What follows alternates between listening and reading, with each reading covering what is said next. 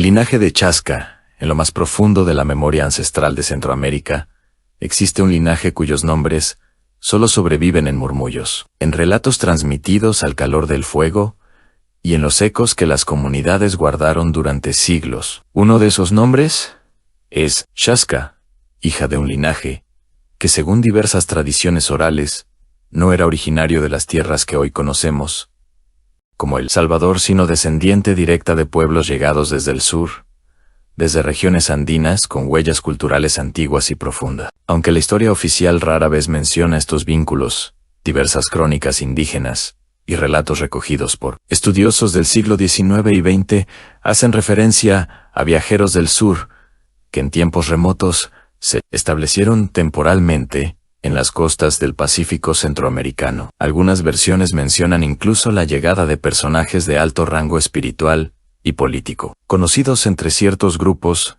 como Señores de la Estrella o Guardianes de la Luz del Alba. Según estas tradiciones, Chaska habría nacido dentro de una familia con autoridad, quizá vinculada a líderes itinerantes que guiaban pequeñas comunidades y que buscaban tierras fértiles y seguras donde fundar nuevos asentamientos. Su padre, identificado en la leyenda como Pachacútec, habría sido un gobernante, sacerdote o líder de prestigio, cuya reputación lo precedía como un estratega y un hombre profundamente espiritual. Aunque no existe evidencia arqueológica que permita afirmar una migración masiva desde los Andes hacia Centroamérica, sí hay coincidencias culturales llamativas en cerámicas, iconografías solares y estructuras rituales que han llevado a algunos antropólogos a considerar estas conexiones como posibles rutas de intercambio antiguo o como el reflejo de movimientos humanos poco documentados.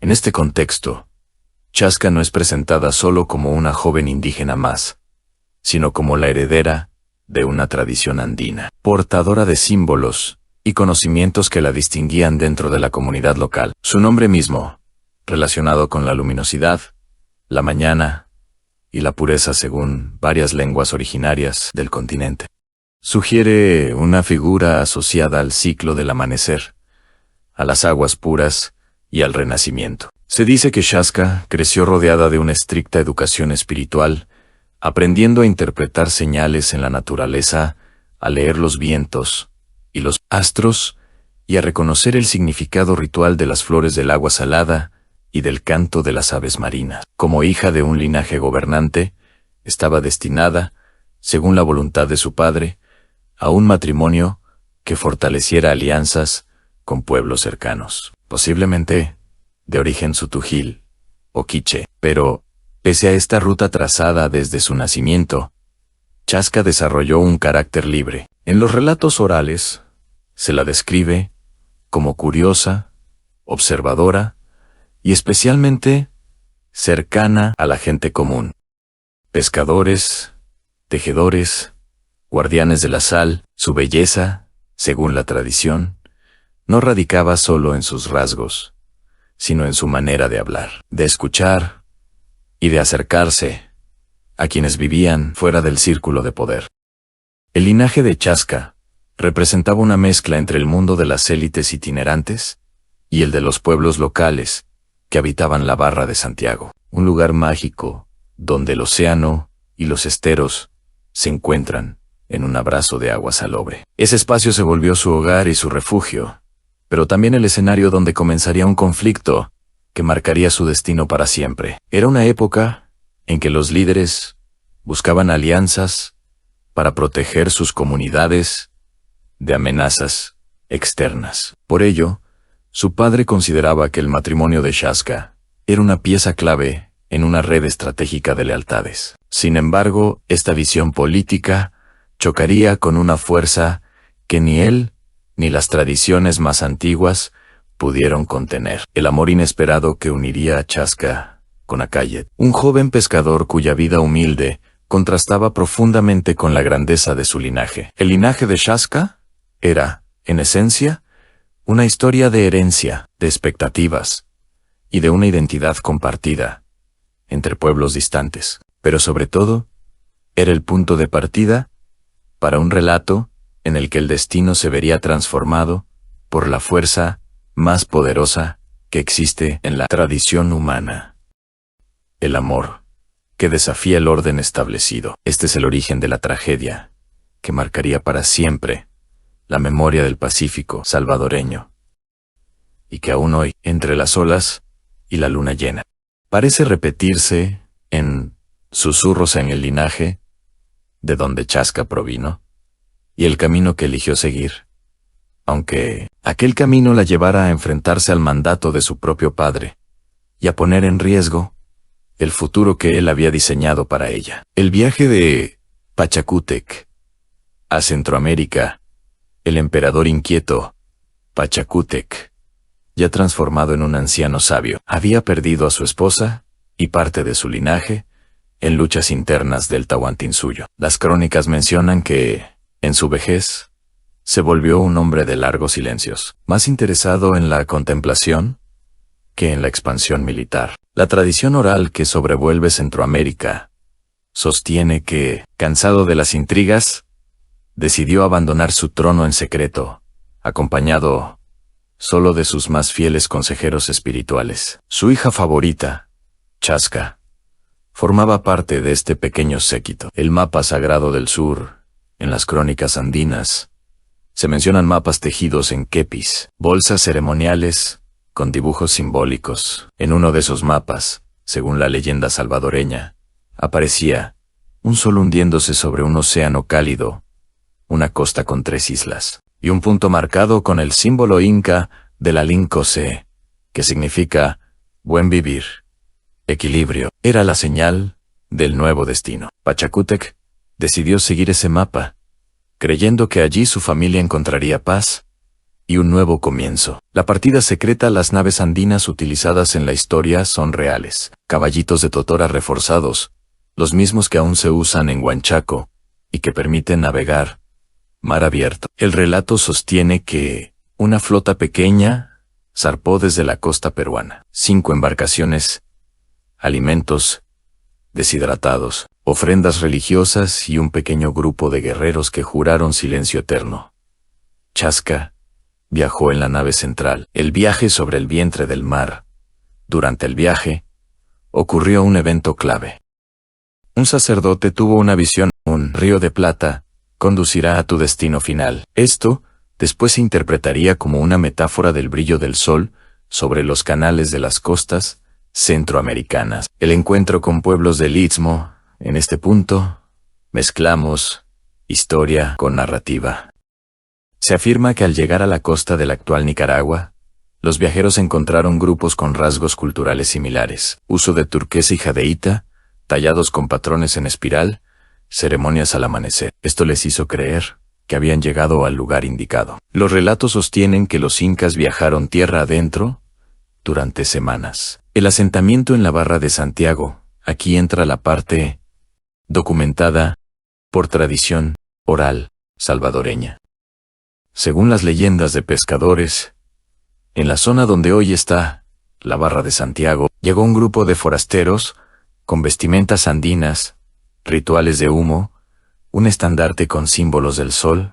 Ahí, Pachacútec encontró un lugar de quietud, una isla rodeada de manglares, llamada por los nativos el Zanate, donde el agua brillaba como metal bajo el sol. Chasca se enamoró inmediatamente del paisaje. El nacimiento de un nuevo linaje. Los ancianos de la zona cuentan que los recién llegados enseñaron técnicas agrícolas más complejas, formas de medir ciclos lunares, rituales de renovación espiritual, y que Pachacútec, cerca del final de su vida, declaró: aquí descansará mi linaje, en el abrazo del mar. Chasca fue vista como su heredera espiritual. Lo que dejó atrás. Las crónicas peruanas mencionan la desaparición misteriosa del emperador. La leyenda dice que murió en esa isla centroamericana, lejos de guerras, y que sus seguidores regresaron al sur para mantener en secreto su destino. Esto dejó un vacío en el Tahuantinsuyo,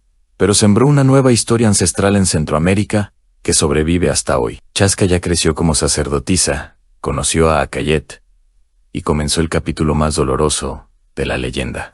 Pachacútec cargado de la solemnidad que solo tienen los líderes, que sienten como el destino se les escapa de las manos. Volvió a exigirle a Chaska que abandonara para siempre a Akayet. Para él aquella unión no solo era imposible, era un desafío directo al orden sagrado de su linaje. Pero Chaska, con la fuerza silenciosa de quienes aman sin medir consecuencias, se negó. No había súplica ni mandato que pudiera quebrar el lazo que la unía a aquel joven guerrero centroamericano. La negativa de Chaska no solo hirió el orgullo de Pachacútec, sino también su sentido de deber. En un impulso que mezclaba autoridad y temor a perder a su hija, ordenó en secreto que sus guerreros indígenas, con lanzas de madera y punta de piedra, interceptaran a Akayet en uno de los senderos que conducían hacia las tierras donde se encontraban los emisarios incas.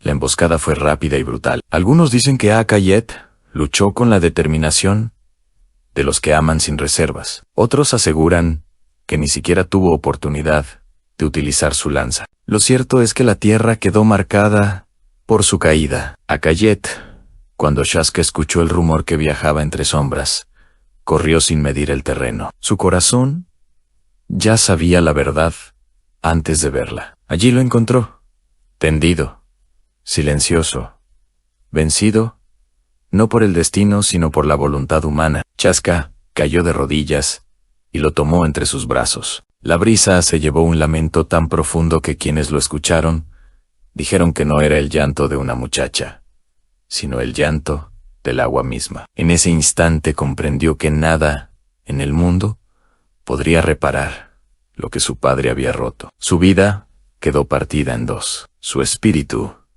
también. Aquel instante se convirtió en el punto sin retorno. Fue la herida que cambió el rumbo de su historia y la chispa que encendió la leyenda que sería contada durante generaciones. La isla sagrada y las profecías del agua.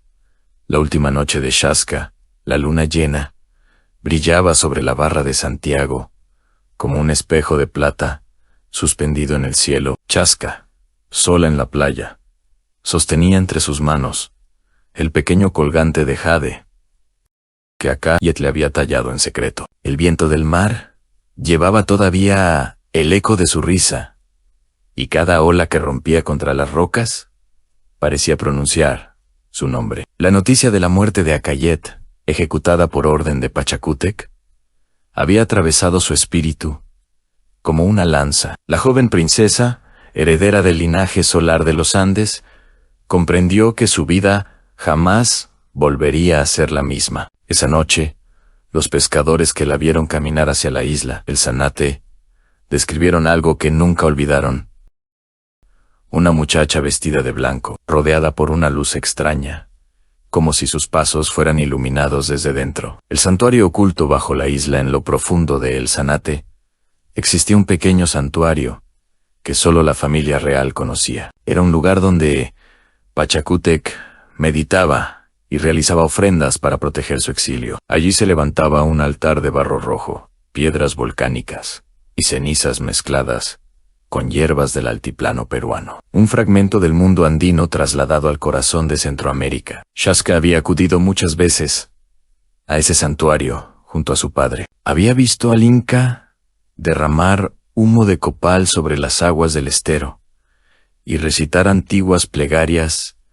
El agua recuerda. El agua guarda. El agua devuelve. Pero ahora, la joven llegó al santuario para despedirse, no como hija de un emperador, sino como una mujer que había perdido todo. El sacrificio del amor. Chaska tomó el jarrón ceremonial y lo llenó con agua del estero. Luego colocó dentro el colgante de Akayet. Encendió el incienso y, entre lágrimas, dejó que el viento llevara el humo hacia los manglares. Las crónicas orales de la barra cuentan que, sin gritar ni llorar, se ató voluntariamente una cuerda de fibra vegetal a la cintura y a una roca en la orilla. Algunos pescadores intentaron detenerla, pero cuando se acercaron, dijeron que una ola enorme, como un manto oscuro, la cubrió por completo y desapareció.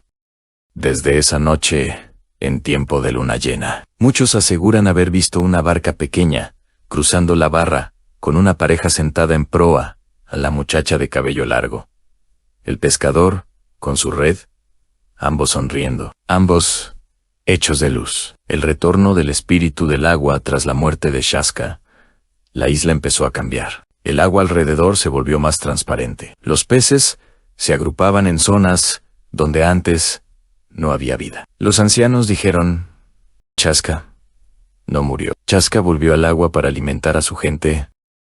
Las mariscadoras juraban sentir manos suaves, empujando las atarrayas llenas. Y en ocasiones, un perfume dulce, como flores del altiplano, aparecía sin explicación en la orilla. Pachacútec, devastado, comprendió que su decisión había destruido su propia sangre. Durante semanas, se encerró en una cabaña, mirando al mar. Y cuando salió, relató un sueño que marcaría para siempre la tradición. Mi hija me habló desde el fondo del agua, y me dijo que vendrían tiempos difíciles para nuestros descendientes, pero que un día volverían a escuchar la voz del agua. Y con ella, recordarían quiénes son realmente.